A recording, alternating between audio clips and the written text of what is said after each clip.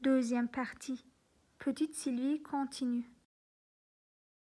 On entendit soudain un hélicoptère, bruyant comme ils le sont tous les soirs, d'été lorsqu'ils passent devant l'étoile du berger ou la grande ours. Dit grand-père, on la voit, la grande ours? Et ses enfants, de quoi se nourrissent-ils? Il n'y a pas de miel là-haut. Pourquoi il n'y a pas d'étoiles, des abeilles? Sylvie aimait bien les hélicoptères, et son frère plus encore. Mais en ce moment, Sylvie était loin, partie au pays des singes. Johan était jaloux que l'on ne s'occupe que de sa sœur. D'habitude, les choses ne fonctionnaient pas ainsi. C'est lui qui constituait le centre du monde, ce qui n'était que justice. Il cherchait donc lui aussi à faire un coup, mais lequel? Se prendre la main droite dans une porte du TGV, ça ferait très mal. Il ne sait pas. S'il se coupait vraiment le doigt, il pourrait essayer de remettre bout à bout les morceaux avec la colle qui colle, même les pieds, au plafond comme à la télé. Alors, se cacher sous le train pour qu'on le cherche, mais il ne saurait plus rien de ce qui se passe au-dessus et si le train repartait en l'oubliant. L'événement le plus triste dans sa vie avait été de jouer à cache-cache et d'être oublié, tellement il était bien caché. Après tout, sa sœur avait créé de l'animation, il fallait en profiter au maximum. L'hélicoptère se posait sur le champ voisin, fauché à cette époque, et trois hommes, en blouse blanche, en descendirent avec une civière. Ils furent là une seconde. Le visage de Sylvie était serein pendant les préparatifs. Le médecin de l'équipe prit encore toutes les mesures nécessaires. Tension, fond d'œil, nez, bouche, oreille. Heureusement qu'il n'y avait pas de chatouillis au doigt de pied. On plaça délicatement la fillette sur la civière et ensuite la sensation de se trouver sur une balançoire. Son frère et les grands-parents furent également emmenés, mais il n'y avait pas de civière pour eux. Ils allaient debout, portant les valises. De son côté, le train avait déjà repris la route. Tu vois, dit le grand-père à Joël, on sera peut-être arrivé avant même l'heure normale du train, avec cet hélicoptère. Oui, je sais. Et hélicoptère arrive dans un hélicogare avec des guichets, des quais et des gens les valises à la main qui montent et qui descendent. Il reprit son souffle pour demander où est-ce qu'il est hélicogare de Paris? Grand-mère coupa court en ronchonnant. Ça m'étonnerait qu'on nous emmène sur Paris. Ils vont nous laisser dans un hôpital de province. Ils y ont à de très bien tenues. S'ils ont un hélicoptère, on peut au moins espérer que c'est un hôpital moderne. Oh, tu sais, l'hélicoptère ne doit pas leur appartenir. Ils le louent à la police. Il n'y a que la police qui ait des hélicoptères, grand-père?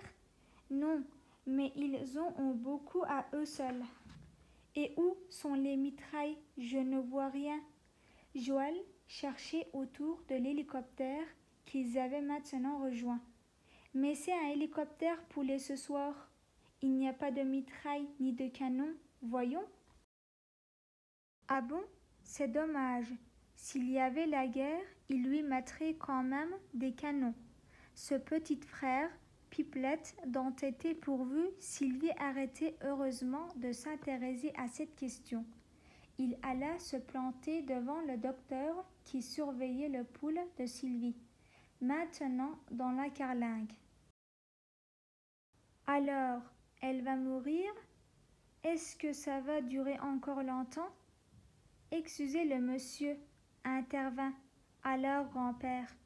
Mais pouvez-vous me dire ce que vous pensez de l'état de notre petite fille? Ne vous inquiétez pas, elle s'en sortira Mais bien sûr, il faut des analyses complémentaires. Tant qu'elle n'est pas revenue à elle, nous ne pouvons rien dire. Il faut beaucoup de précautions. Toutefois, la syncope ne semble pas profonde.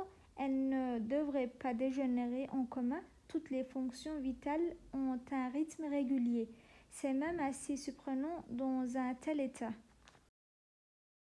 Ah, vous dites bien que ce n'est pas normal, intervint alors grand-mère. On a vu comme ça des enfants rester des jours entiers sans revenir à eux, et puis mourir. C'est cela que vous voulez dire, n'est-ce pas? C'est cela? Répondez-moi, je vous en supplie, dites-moi tout. Mais non, madame, je vous assure que votre petite fille s'en sortira. Moi, je préfère qu'elle meure le plus tôt possible, déclara Joël à l'assistance. Je choisirai alors les jeux que je garderai.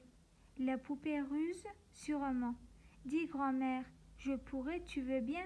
Tu en parleras à maman? Joël parlait assez fort pour que sa sœur puisse entendre au cas où elle ne serait pas vraiment dans les pommes. Grand-mère sanglota et trouva le courage de lui dire « Tais-toi, petite monstre, tu ne te rends pas compte de ce que tu dis. » Grand-père proposa de dormir un peu, après toutes ses émotions. « Laisse ta grand-mère tranquille, c'est déjà bien assez dur pour elle et pour nous tous, tu sais. » L'interne de service avait bien constaté une syncope douteuse.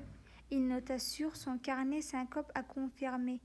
Il observa la grand-mère, le grand-père, le petit frère. Tout le monde avait l'air parfaitement normal à paniquer. Mais justement, ce n'est pas à la panique de l'entourage qu'il faut juger de la gravité de l'accident. L'interne aurait bien voulu en parler tout à l'heure avec le toubib qui avait signé le feuille entraînant le transfert. Mais ils étaient alors entourés, serrés de près par la famille et le contrôleur du TGV. La SNCF était pressée que la fillette dégage et que le train puisse continuer sa route. L'interne laissa donc agir sa petite équipe volante sans étaler ses doutes.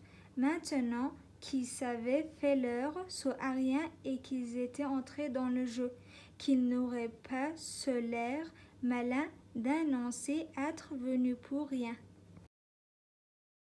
D'autant que l'urgence avait stoppé pour lui une fabuleuse partie de tarot en salle de garde. Les examens approfondis seraient faits par d'autres, et le diagnostic final appartiendrait au grand patron qui ne serait là que pendant le week-end.